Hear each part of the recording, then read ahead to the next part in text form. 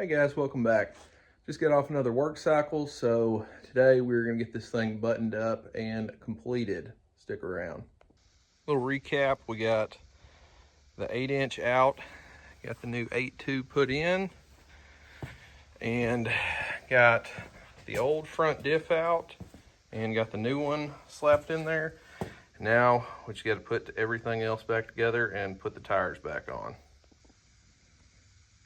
So as you can maybe see in here, these steering knuckle axle seals, or whatever they're called, both sides of them are ripped right at the bottom, which kind of makes me wonder if that's what made these wheel bearings go bad so quickly.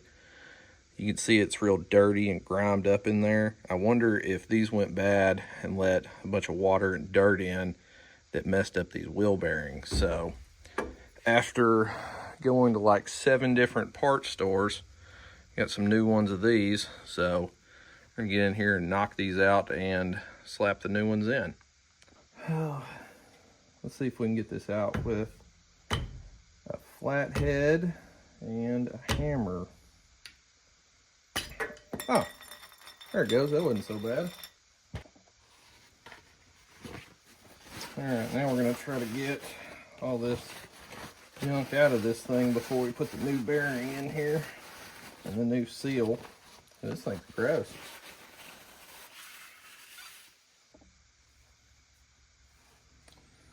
All right, we're gonna rub a little grease on here to maybe help get this seal in.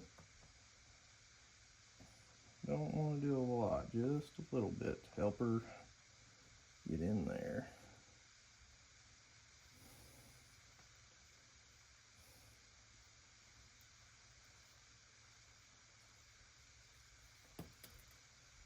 All right.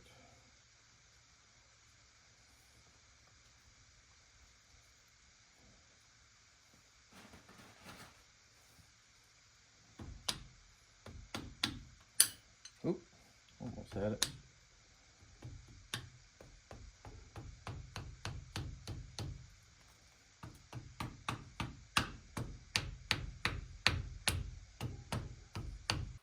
All right, now we're gonna try to go back in with the CVs.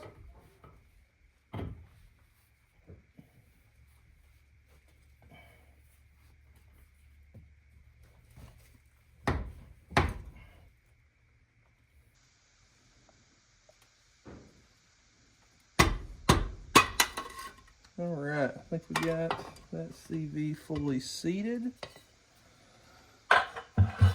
Now we're gonna get the CV in on this side.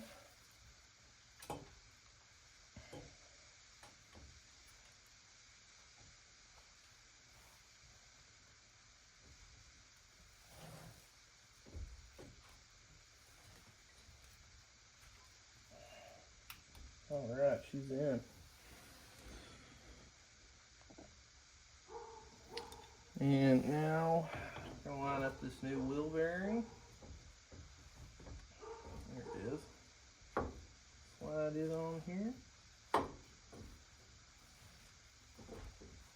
There it goes. Well, never mind, scratch that. I forgot to put the dust cover on and had to take the bearing back off.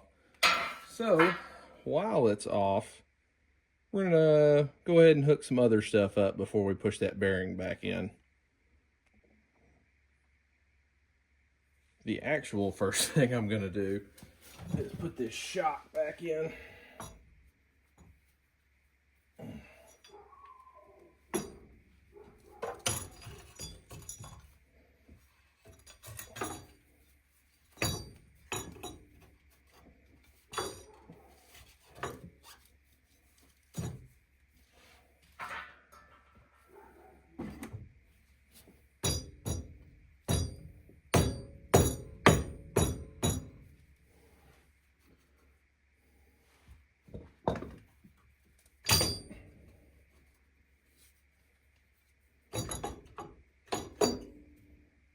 All right, I got the shock lined up.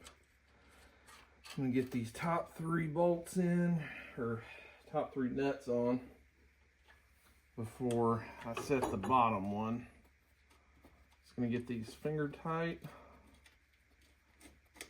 Okay.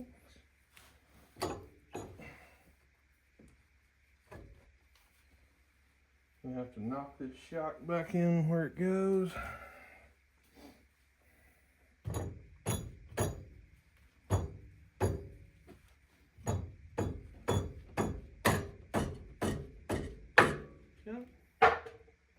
Oh, too far. There we are. Now I gotta jack this lower control arm up till I can get bolts to line up. Shock bolt should line up right there.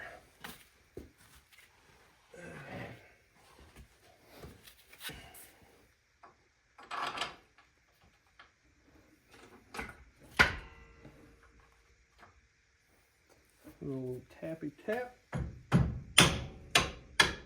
There she goes. Shock bolt in. Alright, got the shock bolt finger tightened there. Now I'm going to keep going up until I can get the lower ball joint connection hooked up back up to the spindle.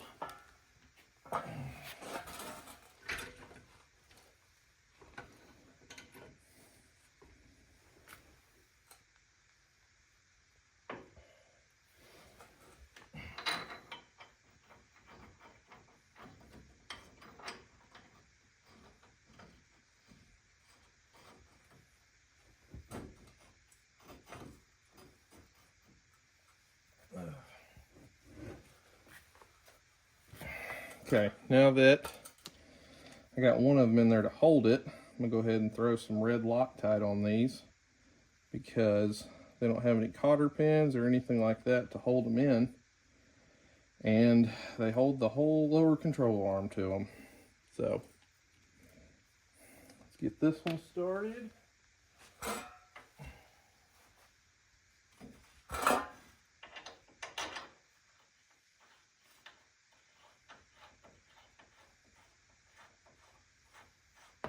And there goes my hat. Right into the brake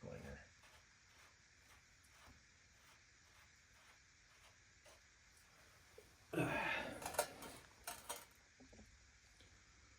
Those are in there.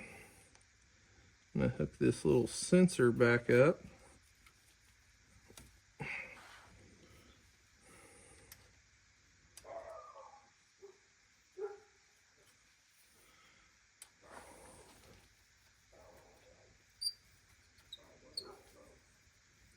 That good and tight.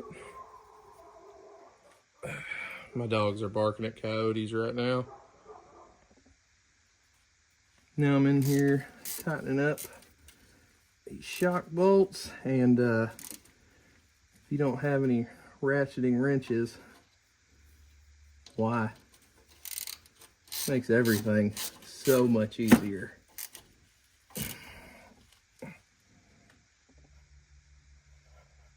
Now I'm going to zip on this bottom one with a gun, and had to get kind of weird with some extensions to get underneath this CV axle.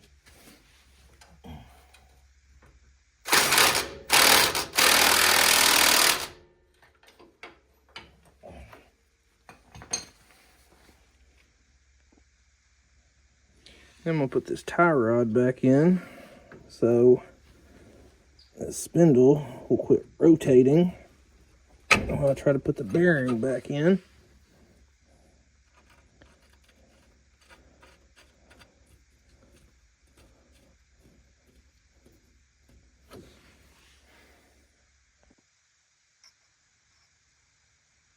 Now we're going to put the bearing back in again. This time we have the dust shield. And make sure the opening in the dust shield is towards the back, because you need that so that your brakes will go back on. So get the splines lined up here again. Okay, get her close.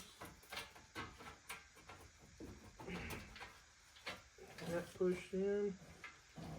Try to get one of these bolts into the spindle.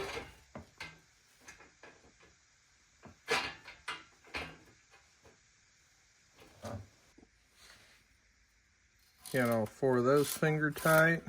Now I'm gonna get these tightened down, and what it's gonna do is help pull that bearing into that spindle so that you don't have to beat the crap out of it with a hammer. After a little bit of a fight to get those in, now we're gonna get our axle nut spun back down.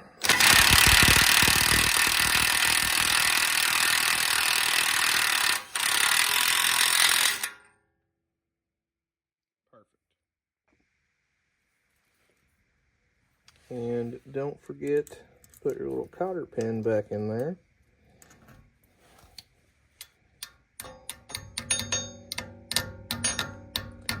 Hopefully you get a new one so it goes in a little easier.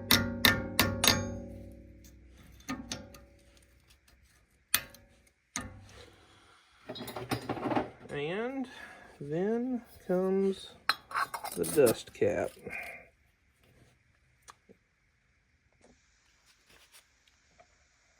Since we have this whole thing pulled apart, I'm gonna go ahead and change the brakes too. So you're gonna pull these 2 little cotter pin things out. Got those out. And then this is already popped off. I'm gonna go ahead and douse this thing in some brake cleaner too. Should be good. Then you're gonna knock these little pins out that hold the brakes in.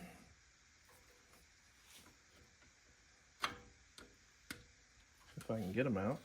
There it goes. Okay, see, little pins. Take those out.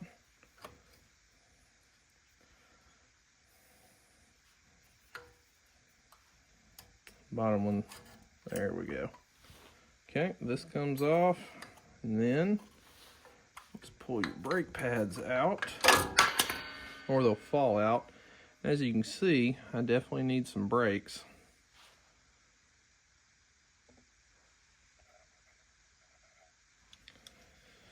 And I'm going to use some vice grips to push these down so I can get them to fit over the caliper.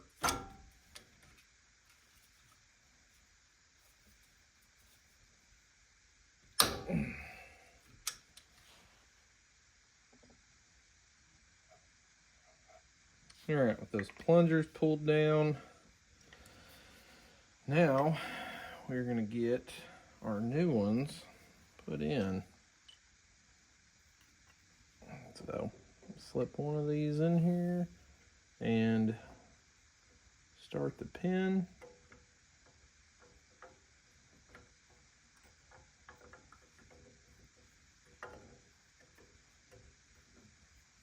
There we go, now we're lined up.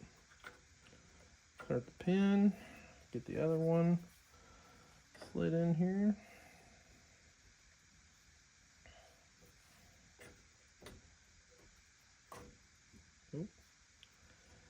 Pin through the second one.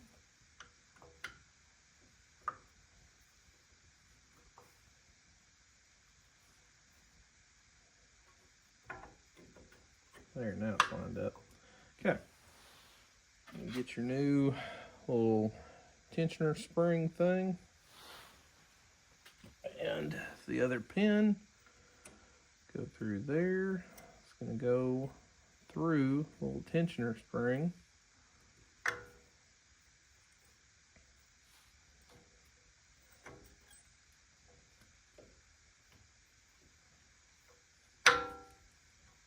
Well, if I could keep the top ones in line. Alright, through the little tensioner spring, that hooks in over here and hooks in over here. And get that bottom pin lined up through there just like that. Okay, we're in. Then you're going to stick little cotter pins back through here to hold these things in here.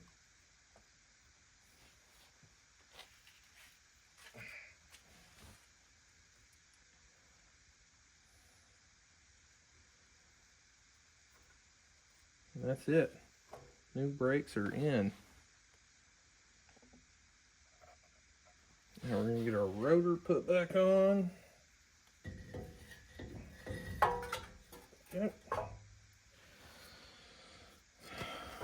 And get our brake caliper slid back in here.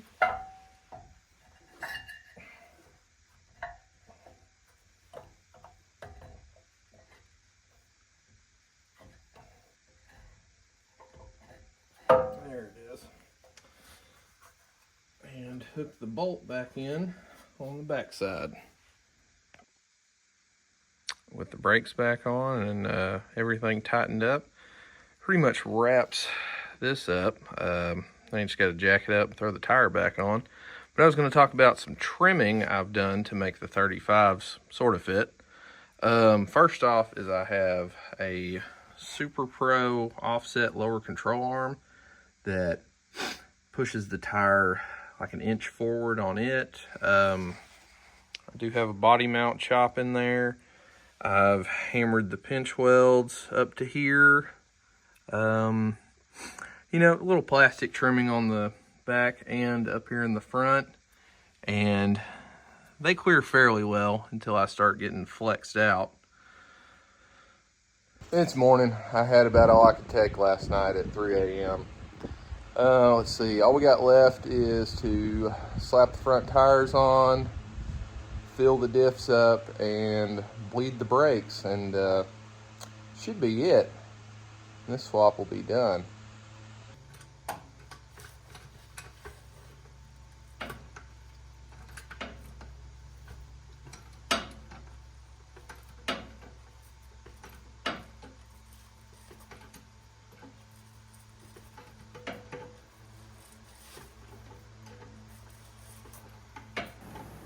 Hey guys, if you have any questions about how to do this, the parts I've used, maybe the methods, you know, just whatever.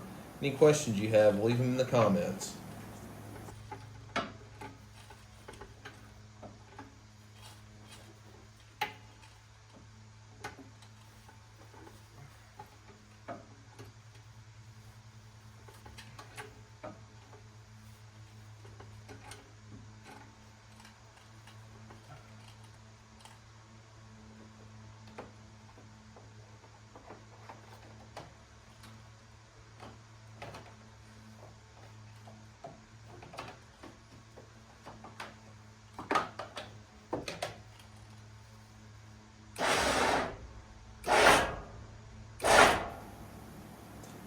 Yes, that is indeed me using my winch to help pick the front end up and make the jack work a little better with not only using it kind of as a second safety because I don't really trust the O'Reilly jack stands or floor jack, so that's what that is.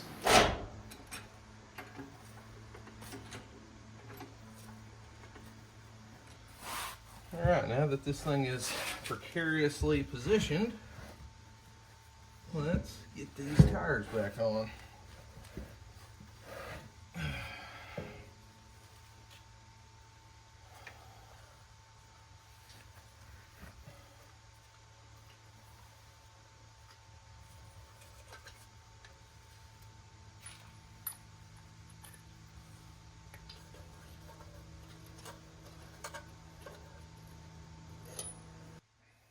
Now, when you put these on, you want to go on a star pattern.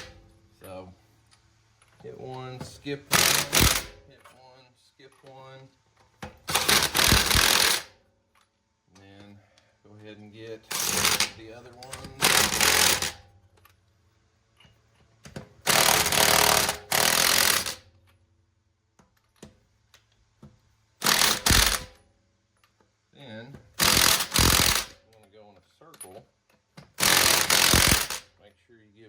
of them. At least a good ugga-dugga or two.